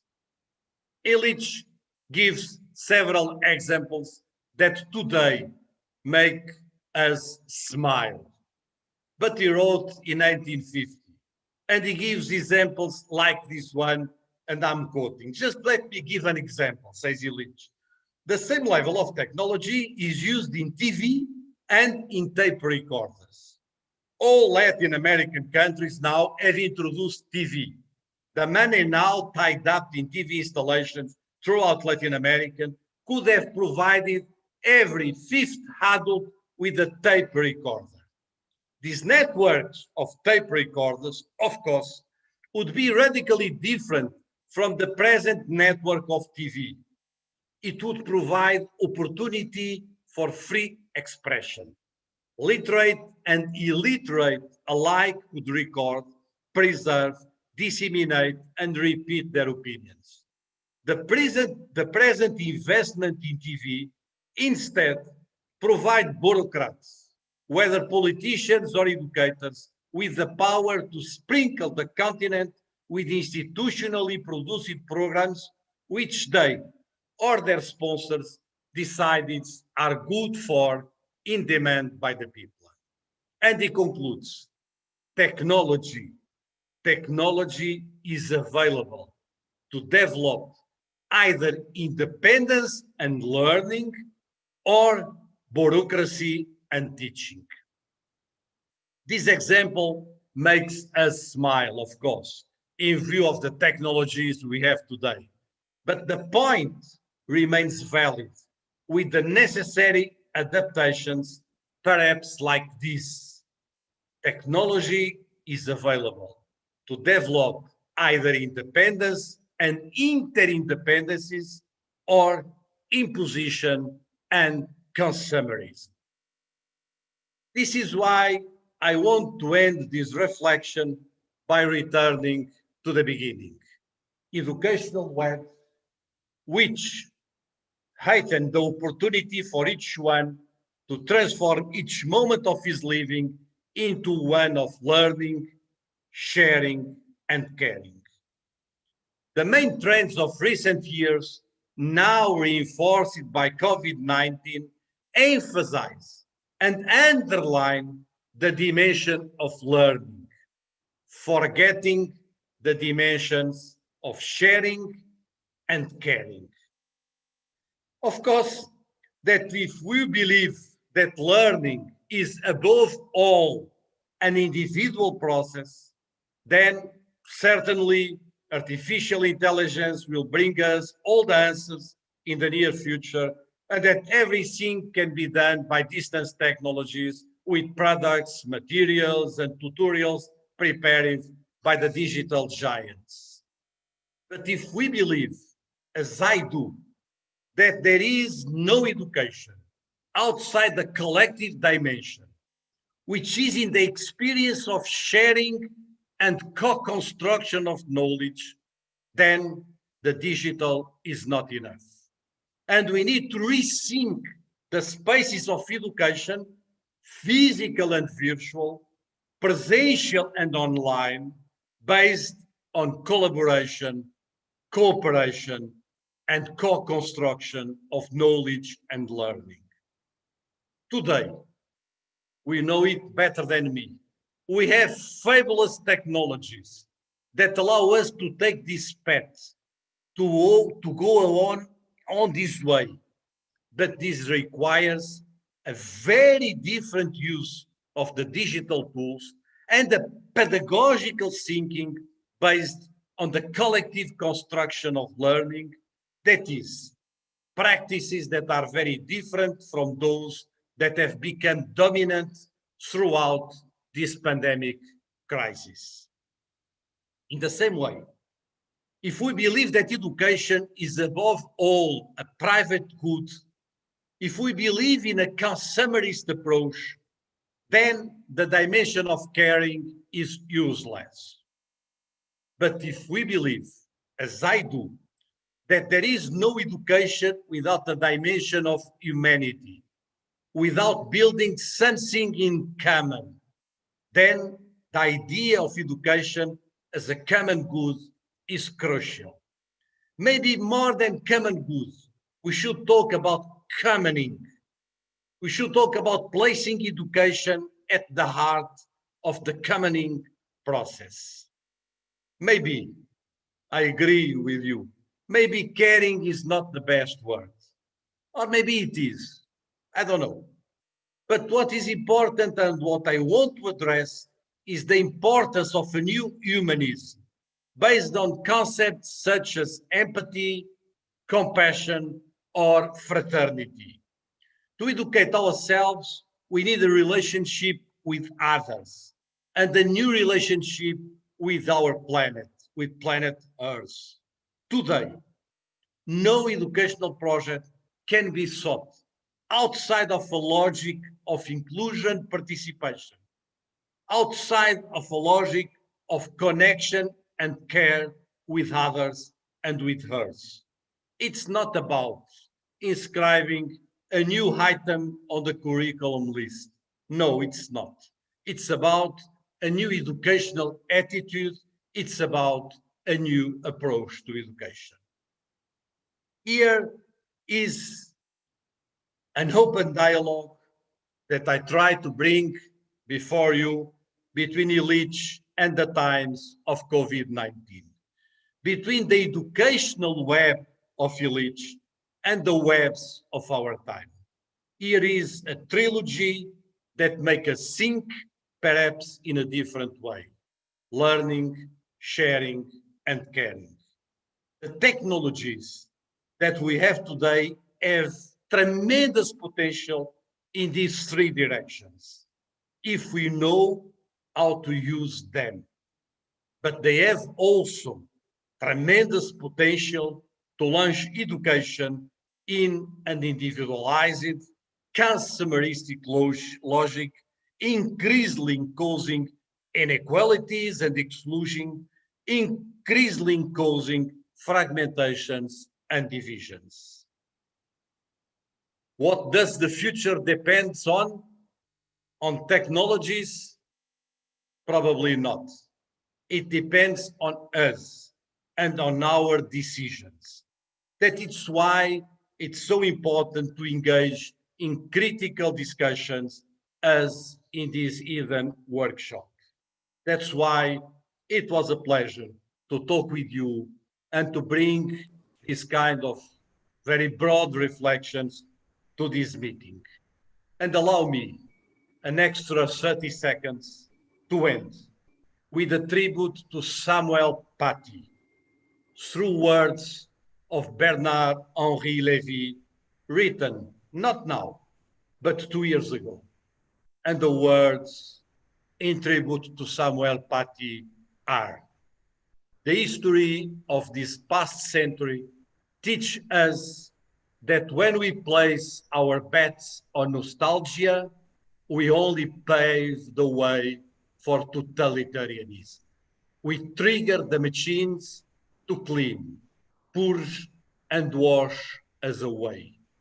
When we instead commit ourselves to moving forward, to diving into the unknown and embracing our humanity in all its uncertainty, then we embark on a truly beautiful and noble adventure, the very road to freedom, the very road to freedom. Thank you. Thank you, Professor Novoa. I'm speechless for the moment. Very, very nice last sentence.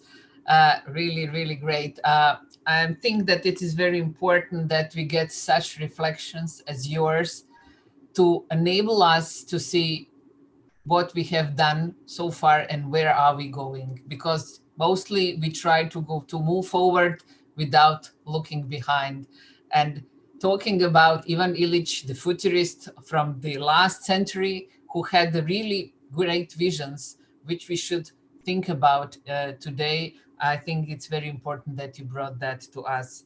And it's very much in the light of the topic of this conference, the enhancing the human experience of learning with technology. In your opinion, do you think that technology dehumanizes the potential of learning and us as social beings? I cannot say that. My argument is that it depends. In fact, in the book that Illich wrote about conviviality, the title of the book, it's very interesting. The title of the book is Tools for Conviviality. What Illich says is not, I'm not here discussing about conviviality in a kind of very general way. I'm talking about the tools for conviviality. That it means the opportunities, the technologies, if you want, the possibilities to enter into this kind of society, which implies better equality, better equity. And so the tools are tools. How we use these tools, it depends a lot. And of course that the present technologies, they have a potential for sharing, they have a potential for communication, they have a potential for collective construction that are absolutely amazing. But we know that they have also the potential for the other way around, and to lead to individualistic approach, to consumeristic approach, and to lead to other processes. And so it's in our hands. And that's why I think that technologies, as is in the title of your workshop, needs always to bring together a technological reflection and a pedagogical reflection. If we don't put these two things together, we can go into very bad directions. And I'm reading many of the futurist works that are being done for people in artificial intelligence and what they call the bioelectronically work on the brain to foster the learning and whatever. And that's not the way I want. And so they are very frightening.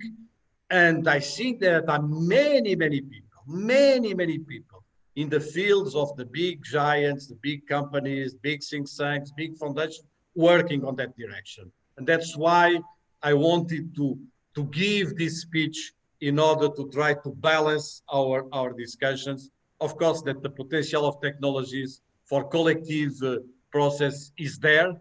It depends on the use you are doing of them. Thank you.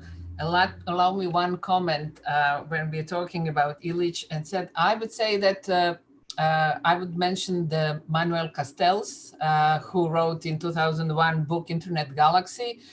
And he said then that we are making schools as a warehouse for pupils and young students. Do you think we have made some changes in advancement till today?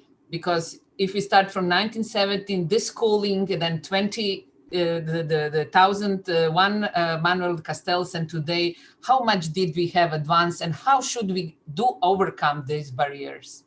I think we have done very important progresses in terms of technologies, but not in terms of pedagogy, and that's the problem for me. So technologies are much more advanced, they are much more attractive, they are much more glamorous, they are than our pedagogy. So we have a problem, we have a kind of a gap between the progress in technology and the progress in pedagogy. And that can be a problem for the future, And as I read it, and I'm reading it from my point of view, that it's now placed in UNESCO and in what we have seen during the pandemic crisis. Of course, we can look at it saying it was amazing. How teachers and schools and everyone and governments were able in a few days to get answers and responses. Okay, we can look at it on this direction, but we can look also on the other direction. It was that the solutions, the answers were very poor pedagogically in most of the cases. There are exceptions. There are very interesting histories. There are very interesting experiences by some teachers, but on the whole, they were very poor. And if the trend of technology is to go on the direction of the last months, I think it would not be good. And so I think that we need to have a huge reflection about what happened in the last months. Probably, I'm not criticizing anyone, anybody. Probably there were no other solution, but it's not a solution to extend now what happened in the last months. And so I think that the progress were made in technological devices and in technological programs and software and hardware, but not sufficiently in terms of pedagogy. And that's why I think we need to have both together. Otherwise, we'll enter in a world of education that's not the world that I would like to have in the future. Thank you, Professor Novoa. Very inspiring lecture. I was really very pleased with it. Let me just finish this session now, summarizing a little. As Professor Novoa says, it depends on us how we create our future. So we heard from all three presentations that we should learn from the lessons learned. We have now the opportunity to take the advantage of this situation with COVID to reflect on what has been done before, to reflect on previous and present researches, how to move on, and to be, in the end, creators and leaders of our own future and not just consumers. So with these words, I'm finishing this open plenary session, thanking to all my speakers, keynotes, with very, very inspiring presentation. Thank to you all for being with us now. You have few minutes break now, and then we start with the parallel session. So see you later.